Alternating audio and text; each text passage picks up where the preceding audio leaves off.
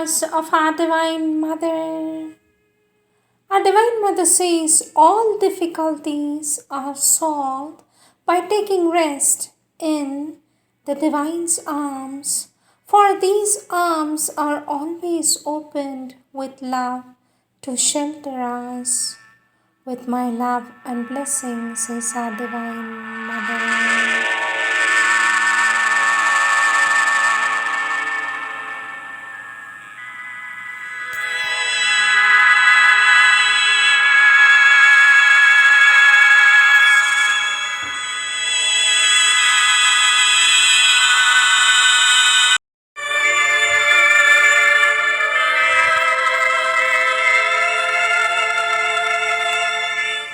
Words of our Divine Mother and our Lord Sri Aurobindo, taken from the compilations of the works of our Lord and our Divine Mother, book Emergence of the Psychic Being,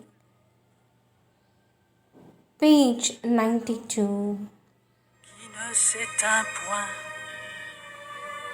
le feu de l'ardente aspiration. Te connaître et te vivre intégralement.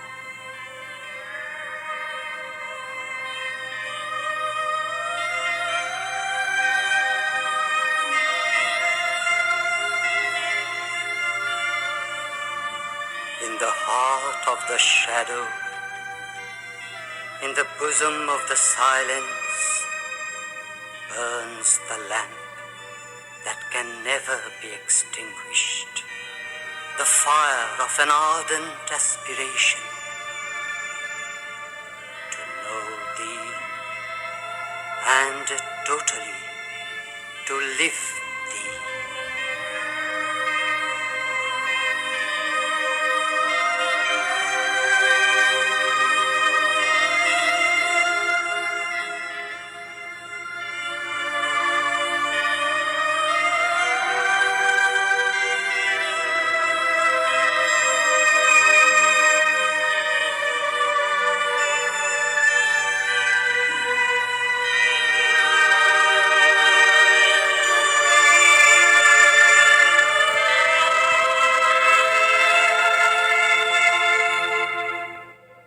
Question, sweet mother, how can one know that the psychic being is in front?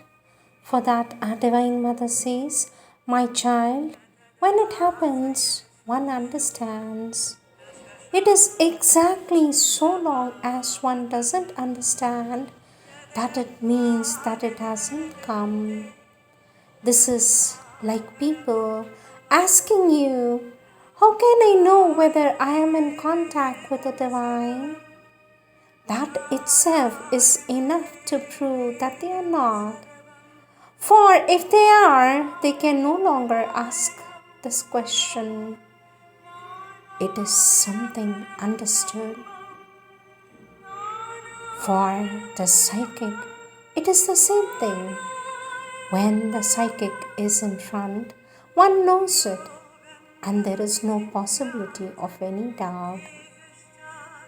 Consequently, one no longer asks the question, says our Divine Mother.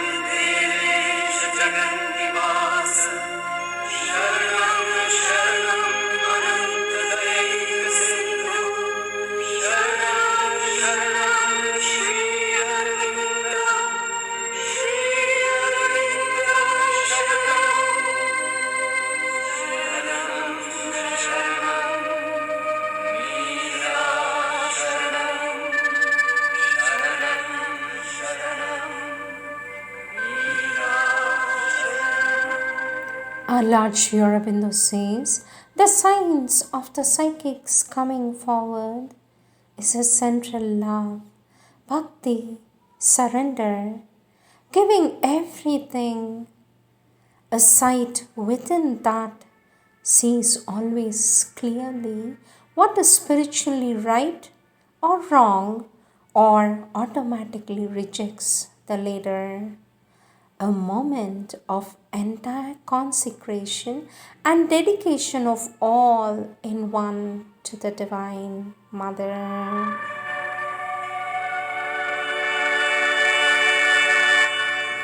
Question, sweet mother, by what signs can one tell that the psychic being has come to the surface? For this, our Divine Mother says, one feels peaceful and happy, full of trust, full of a deep and true benevolence, and very close to the Divine Presence. Our Lord Sri Aurobindo says, when the psychic being comes in front, when the psychic being comes in front, there is an automatic perception of the true and untrue, the divine and the undivine, the spiritual wrong and the spiritual right of things, the false vital, the mental movements and attacks are immediately exposed and fall away and can do nothing. Gradually, the vital and physical, as well as the mind, get full of the psychic light and truth and sound feeling and purity.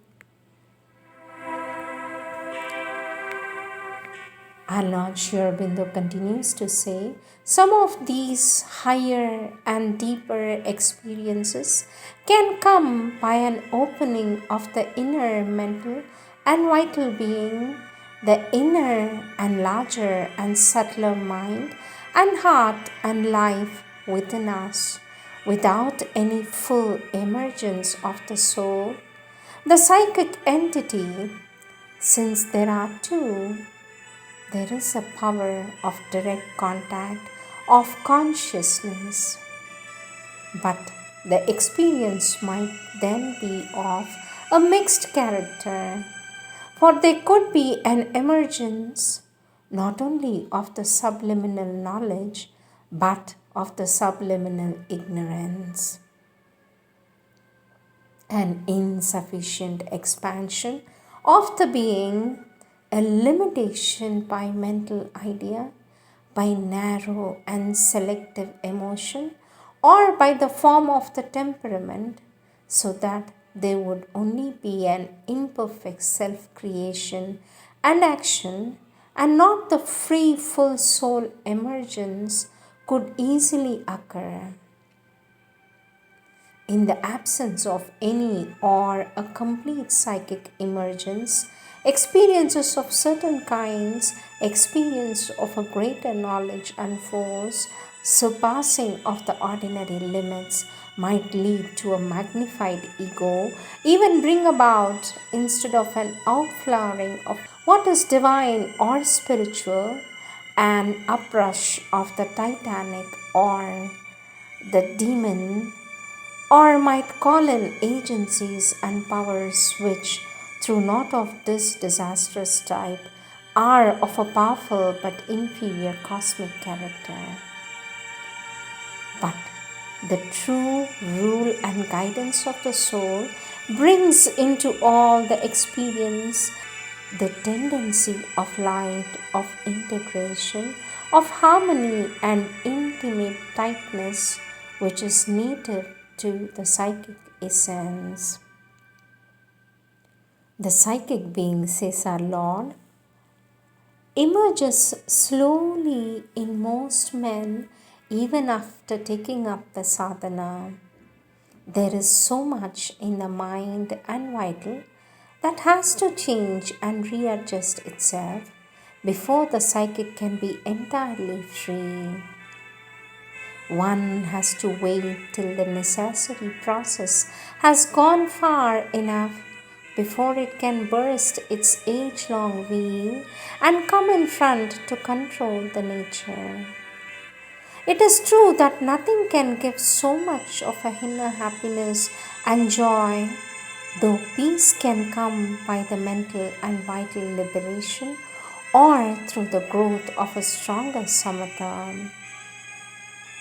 If the secret psychic person can come forward into the front and replace the desired soul, govern overtly and entirely, not only partially from behind the veil, this outer nature of mind, life, and body, then these can be cast into soul images of what is true, right, and beautiful.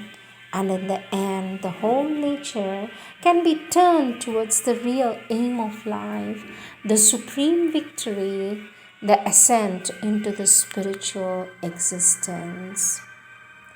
When the psychic is in front, the sadhana becomes natural and easy, and it is only a question of time and natural development. When the mind or the vital or the physical consciousness is on the top, then the sadhana is a tapasya and a struggle. When the psychic being gets in front and becomes master, there comes in a fundamentally smooth action, although there are difficulties and undulations of the moments. These are no longer of an abrupt or dramatic character. There is no process of the psychic being. It comes like the other things, you have to aspire for it, and it can only happen when you are sufficiently advanced. The ego and the vital, with its claims and desires, is always the main obstacle to the emergence of the psychic. For they make one life, act, do sadhana, even for one's own sake, and psychization means to live, act, and do sadhana for the sake of the divine.